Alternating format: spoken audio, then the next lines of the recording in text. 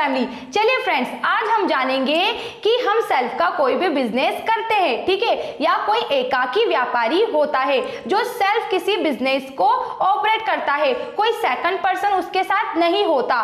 तो गवर्नमेंट्स ने उसके बिजनेस के लिए क्या रूल्स बनाए हैं और अगर रूल्स नहीं भी है तो उन्हें किन शर्तों का पालन करते हुए अपने बिजनेस को ऑपरेट करना है। तो आज की वीडियो में हम यही पढ़ेंगे कि एकाकी व्यापार के वैधानिक प्रतिबंध क्या है। तो ध्यान से देखिएगा, यहाँ लिखा है फर्स्ट कि एकाकी व्यापार जो है वो वैधानिक अनिवार्यताओं से मुक्त है, मतलब सरकार के हस्तक्षेप से मुक्त है, कोई भी रूल्स नहीं है एकाकी व्यापार के लिए। विधान में भी एकाकी व्यापार के लिए प्रत्यक्ष से कोई नियम नहीं बनाए गए, है ना।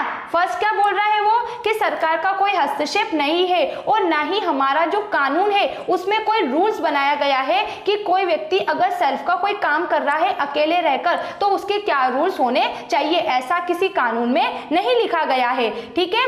एकाकी व्यापार को मतलब जो एकाकी व्यवसायी है वो अपने व्यापार को सही ढंग से संचालन करने के लिए कुछ साधारण नियमों का पालन कर सकता है या उसे उन नियमों का ध्यान रखना चाहिए, क्योंकि हर एक काम रिस्की होता है, हर एक काम में रिस्क होती है, नुकसान होता है। तो कैसे उन नुकसान से बचा जा सके इसका नॉलेज तो हमें होना ही चाहिए। तो यहाँ पे कुछ पॉइंट्स लिखे हैं जिससे हम जानेंगे कि अगर एक व्यक्ति सेल्फ का कोई बिजनेस कर रहा है तो उसे किन बातों का ध्यान होना आवश्यक है। पहला है वैध व्यापार, उसे ऐसा काम नहीं करना चाहिए जो कानून की नज़र में गलत हो, उसे सारे लीगल काम करना चाहिए, इल्लीगल काम नहीं करना चाहिए।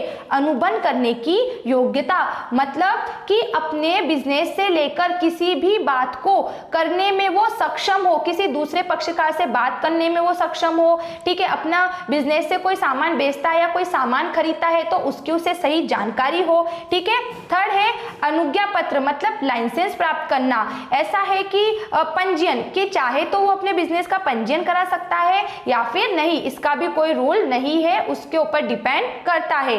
फोर्थ है इसमें असीमित दायित्व, उसकी जिम्मेदारियां ज्यादा होती है एकाकी व्यापार में, तो क्या वो उन जिम्मेदारियों को पूरा करने के लिए सक्षम है या नहीं है, वह उन जिम्मेदारियों को पूरा कर पाएगा या नहीं पाएगा, इस बात की भी उसे जानकारी होना चाहिए।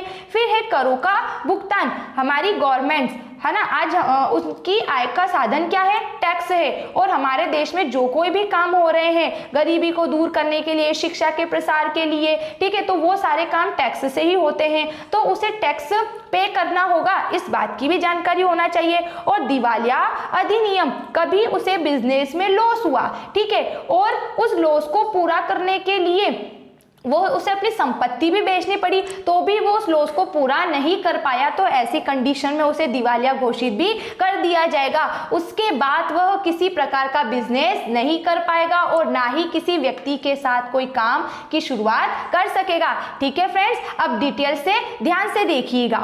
पहला लिखा है इसमें वैध व्यापार, ठीक है, एकाकी व्यापारी कानून द्वारा वैध व्यापार ही संचालित कर सकता है, ठीक है, अवैध व्यापार संचालित नहीं कर सकता।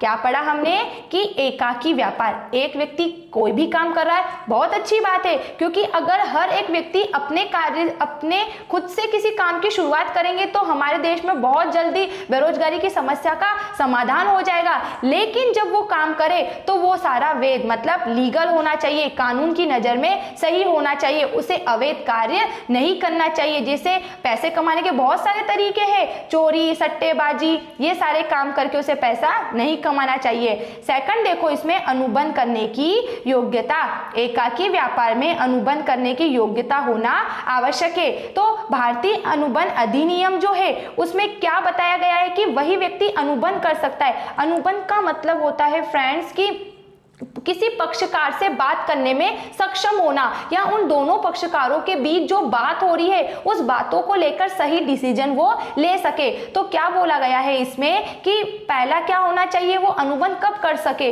कोई डिसीजन कब ले सके, कोई काम कब कर सके, जब उसकी आयु कैसी हो, 18 वर्ष की हो, वह मानसिक रूप से कैसा हो, स्वस्थ हो, ठीक है, वह किसी प्रकार का डिप्रेशन में ना हो, जिसे विधान द्वारा अनुबंध करने के लिए अयोग्य घोषित न किया गया हो, ऐसा व्यक्ति जिसे हमारे कानून द्वारा, न्यायालय द्वारा पागल या अयोग्य ऐसा घोषित नहीं किया गया हो और जिसे दिवालिया घोषित नहीं किया गया हो, वो व्यक्ति अनुबंध कर सकता है और वो ही व्यक्ति एकाकी व्यापार को कर सकता है।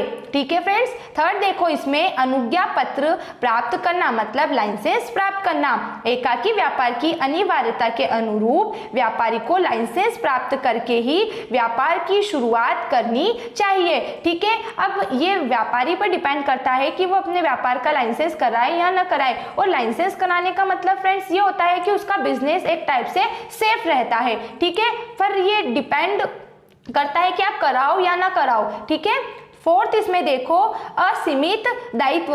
एकाकी व्यापार का दायित्व कैसा होता है, असीमित, मतलब सबसे ज्यादा जिम्मेदारी उसकी होती है, वो जो भी हानि होती है उसकी जिम्मेदारी किसी दूसरे पर नहीं डाल सकता। व्यापार में हानि की स्थिति में उसे निजी संपत्ति से उस हानि को क्या करना पड़ता है, वहन करना पड़ता है। जिसे जितना भी नुकसान हुआ उस नुकसान को अपनी संपत्ति को बेचकर उसे पूरा करना पड़ेगा। और फिफ्थ है इसमें करों का भुगतान। एकाकी व्यापार को सरकार, स्थानीय निगम या बोर्ड के द्वारा लगाए गए विभिन्न करों का भुगतान करना कैसा होता है, अनिवार्य होता है। हमारे टैक्स की अभी क्या लिमिटेशन दे रखी है, 5 लाख दे रखी है। मतलब हर एक पर्सन सेल्फ का कोई बिजनेस करता है तो एक साल में अगर वो 5 लाख रुपए कमा रहा है तो कोई टैक्स नहीं देना, लेकिन अगर 5 लाख से अधिक उसने कोई पैसा कमाया है तो उसे टैक्स देना होगा। कर की चोरी उसे नहीं करना चाहिए। एंड लास्ट फ्रेंड्स है इसमें दिवालिया अधिनियम।